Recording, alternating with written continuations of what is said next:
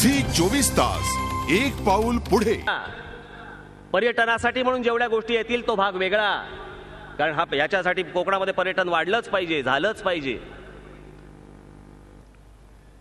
पण हे जे मी तुम्हाला सांगतोय, हे जे बाहेरून येणारी माणसं, यांना तुम्हाला रोखावंच लागेल, थांबवावंच लागेल, नाहीतर तुमचं अस्तित्व गेलं, तुमच्या नोकऱ्या गेल्या.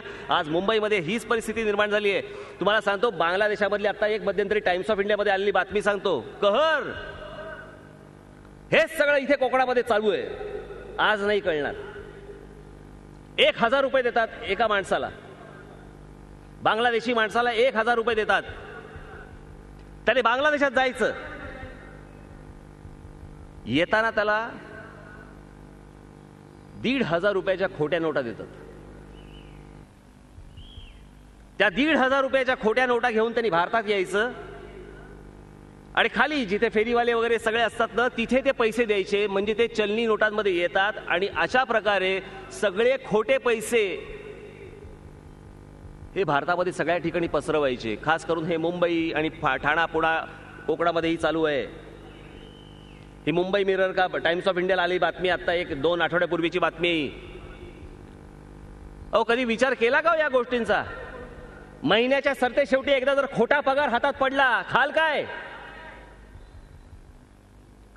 घरी गेल्यावरती कळलं की सगळ्याच्या सगळ्या नोटा खोट्या आल्या. बदलून मिळत नाहीत बँकेतनं, अजिबात बदलून मिळत नाहीत.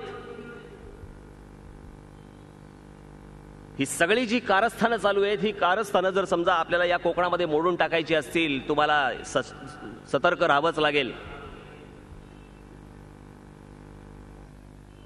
आज जर तुम्ही सतर्क राहिला नाही, मी आज खरंच सांगतो, मी फक्त माझी हे नुसती मतं मांडण्यासाठी म्हणून मी तुमच्या समोर आलो. काय आज काय पेटवायला मतदानासाठी आणि या असल्या गोष्टींसाठी म्हणून मी आलोच नाही. आज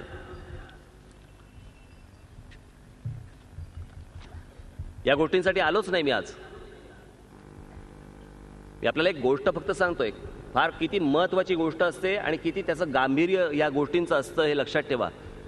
आज जी परिस्थिती महाराष्ट्रामध्ये आहे ना, हे सगळे बडे नेते बिते सगळे,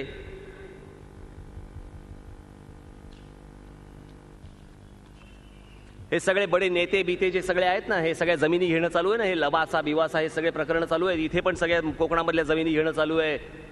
उद्या तिकडे तुम्हाला जाताही येणार नाही, तुम्हाला पाऊल ठेवताही येणार नाही. अशी सगळी परिस्थिती, ही परिस्थिती कधी होती?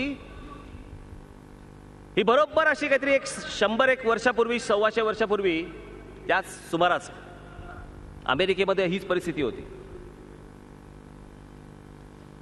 आज माझ्यासमोर जे काही तरुण बसलेले आहेत, त्यांच्यामध्ये अनेक काही चित्रकार असतील, काही असतील. मी सांगतोय ते नीट ऐका. टेलिव्हिजनवरती ऐकत असतील त्यांनी ऐका. आणि ज्यावेळेला लोक तिकडे जायला लागली, मोठमोठ्या व्हॅलीज जशा आज कोकणामध्ये आपल्याला जसं दिसतात, निसर्ग सगळा दिसतो, तसा सगळा निसर्ग अनेक लोकांनी विकत घ्यायला सुरुवात केलेली. पाऊल ठेवता येईना. म्हणजे आपल्याला जगातला सगळ्यात जगप्रसिद्ध ज्याला आपण धबधबा म्हणतो, तो नायगारा फॉल्स, तर नायगारा फॉल्स पाहायचा असेल तर ज्यांनी जमिनी घेऊन ठेवल्या त्यांच्याकडे पैसे मोजायला लागायचे, मग तुम्हाला तो धबधबा पाहायला मिळायचा. ही अशी सगळी परिस्थिती. माझ्याकडे त्याची अख्खी फिल्म आहे त्याची. काही लोक तिकडे बघायला गेले. आता काय करायचं काय याचं? सगळ्याच गोष्टीचं जायला लागले तर करायचं काय? अमेरिकेमधले काही चित्रकार हे त्या भागात गेले, त्या ठिकाणी गेले. अमेरिका प्रदेश केवढा आहे आपल्याला कल्पना आहे, पण वेगवेगळ्या ठिकाणी गेले ते लोक. आणि त्या ठिकाणी जाऊन त्यांनी जे समोरचं निसर्ग जे होतं, सौंदर्य जे होतं, त्याची पेंटिंग्स करायला सुरुवात केली. ती जी पेंटिंग्स केली, त्याची जी अमेरिकेमधली काही जी ठराविक शहरं होती, त्या ठराविक शहरांमध्ये त्याची एक्झिबिशन्स भरवली, त्याची प्रदर्शनं भरवली. प्रदर्शनं भरवल्यानंतर तिथे ज्यावेळेला लोक पाहायला आली, ती लोक पाहायला आल्यावरती लोक म्हणाली, हे कुठे आहे? हे आहे कुठे? तर ते लोक म्हणाले, हे आपल्या अमेरिकेमध्ये आहे. मग आम्हाला जायचंय तिकडे. ते बोलले, जाऊ नाही शकत, कारण खाजगी लोकांनी घेऊन ठेवलेल्या जागा आहेत त्या. याच्यानंतर क्रांती सुरू झाली आणि ती क्रांती घडत घडत घडत घडत इथपर्यंत गेली की त्याला अमेरिकेचे प्रेसिडेंट होते अब्राहम लिंकन, त्यांच्यापर्यंत हे सगळं प्रकरण गेलं की अशा प्रकारे खाजगी लोकांनी जमिनी घेऊन ठेवलेल्या आहेत आणि मूळ जे सौंदर्य आहे, जे निसर्ग आहे, तिथले जे प्राणी आहेत, हे कोणाला पाहायला मिळत नाहीयेत, काही बघता येत नाहीये. हे ज्यावेळेला त्यांच्यापर्यंत, त्यांच्या कानावरती ज्यावेळेला पोहोचलं, त्यावेळेला त्यांनी संसदेमध्ये ठराव मांडला की या सगळ्या जागा, या सगळ्या जमिनी आजपासून अमेरिकेच्या नॅशनल पार्क्स आहेत आणि अमेरिकेमधल्या प्रत्येक नागरिकाचा हे पाहण्याचा आणि तिथे जाण्याचा अधिकार आहे. तो कोणी हिरावून घेऊ शकत नाही. हे अमेरिकेमध्ये 150 वर्षापूर्वी घडलं. हीच परिस्थिती कोकणात येणार. आमचाच निसर्ग, आमचेच डोंगर, आम्हालाच पाहायची चोरी होणार. आम्हाला पाहायचे असतील तर आम्हाला तिकीट काढून पाहायला लागेल, आम्हाला परवानगी घेऊन जावं लागेल. आमच्याच कोकणामधनं त्या डोंगरावरनं वाहणारे जे धबधबे आहेत, हे धबधबे पाहण्यासाठी देखील आम्हाला पैसे मोजावे लागतील. अनेक लोकांना वाटेल राज ठाकरे काहीतरी अतिरंजित बोलतोय. अतिरंजित नाहीये. हे भविष्यात घडणारी काही गोष्टी आहेत ना, ह्या मी तुम्हाला आत्ता सांगतोय. मी कोणी ज्योतिषी नाहीये. जे जगात पूर्वी घडलंय ते आज आपल्या देशामध्ये ही परिस्थिती निर्माण झालेली आहे. या होणाऱ्या परिस्थितीपासून सावध राहण्यासाठी म्हणून मी आज आपल्या समोर इकडे उभा राहिलो. या बाबांनो, माझी हात जोडून आपल्याला नम्र विनंती आहे, या कोकणातल्या आपल्या जमिनी नका विकू.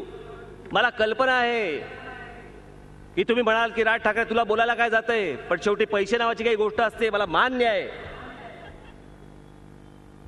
पण हीच गोष्ट करत असताना ज्या वेळेला तुम्ही तुमची जमीन विकाल, त्यावेळेला तुमचं अस्तित्व गमावून बसाल. तुमची जमीन टिकवून जे काही करता येईल, जे काही व्यवसाय करता येईल, आणि त्यातल्या त्यात जे मराठी व्यावसायिक येतील त्यांनाच तुम्ही जास्तीत जास्त प्रोत्साहन दिलं पाहिजे. त्यांच्याच पाठीमागे तुम्ही उभं राहिलं पाहिजे. आणि जेवढा काही आज प्रगती या कोकणाची होईल, ती मराठी माणसं, जे उद्योगपती येतील त्यांच्याच मागे तुम्ही उभं राहणं गरजेचं आहे, आवश्यक आहे. मला येऊन कोणतीही हॉटेलं काढायची नाहीत, मला येऊन कोणतीही रिसॉर्ट घ्यायची नाहीत, मला येऊन कोकणामध्ये 1 इंच देखील जमीन घ्यायची नाहीये. तरी मी सांगतोय की जे लोक येतील यांच्या मागे आपण खंबीरपणे ताकदीने उभे राहावं, एवढी एक आपणा सर्वांना मी आजच्या प्रसंगी विनंती करतो. विषय असंख्य जरी असले तरी महाराष्ट्रामध्ये अनेक ठिकाणी मला आज सभांमधनं ह्या गोष्टी मांडायच्या आहेत. टेलिव्हिजन आणि इतर माध्यमातून मी आपल्यासमोर येत राहीनच. आपण आज जो काही प्रतिसाद सगळा दिलात, या सगळ्या प्रतिसादाला मी धन्यवाद देतो आणि माझे 2 शब्द संपवतो.